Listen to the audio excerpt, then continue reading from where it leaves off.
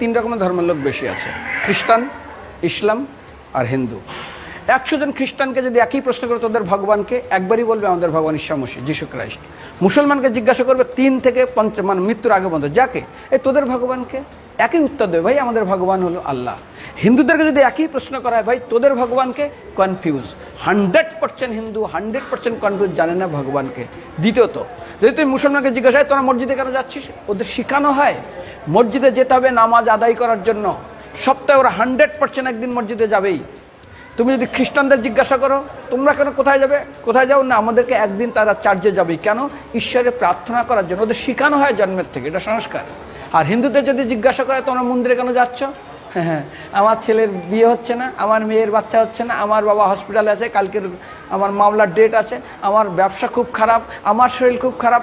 99.99 হিন্দু জানে না মন্দিরে কেন আসা উচিত, তাদের ভগবানকে মৃত্যুর পরে কোথায় যাবে। মুসলমানকে জিজ্ঞাসা করবে মৃত্যুর পর কোথায় যাবে, বলবে ভাই নামাজ রোজা যদি না করি দোজকে যাব, অর্থাৎ নরকে যাব।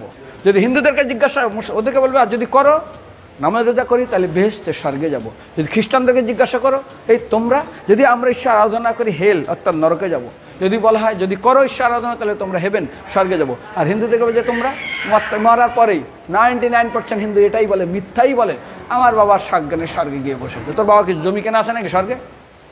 তোর বাবা জমি কেনা আছে যে তোর বাবা মরার পরে স্বর্গে গেছে হোয়াটসঅ্যাপ করে দেখি এই যে অ্যাটাচ বাথরুম টয়লেট আমি একদম ভালোভাবে পৌঁছে গেছে, তোর বাবা স্বর্গে গেছে জানিস তুই? আরে মৃত্যুর আগে এত কষ্ট পায়, এত কিছু করে, মারার পরে আমার বাবা স্বর্গে গেছে। আরে যখন পুলিশে কোনো কয়েদি কোনো অপরাধীকে ধরে 2-4টা ডান্ডা মারে, তারপর থানায় গিয়ে আরও ট্রিটমেন্ট করে, তারপরে কোর্টে বিচারে, তারপর জেল কাটে, মৃত্যুর আগে এত কষ্ট করে আমরা মারা যাই, মারা পরে আমার বাবা স্বর্গে গিয়ে বসে আছে, ওর বাবার জন্য জমি কেনা আছে না, এরকম বলা যাবে না। এই জন্য আমাদের শাস্ত্র বলে পরলোকগত, স্বর্গীয় বলে না।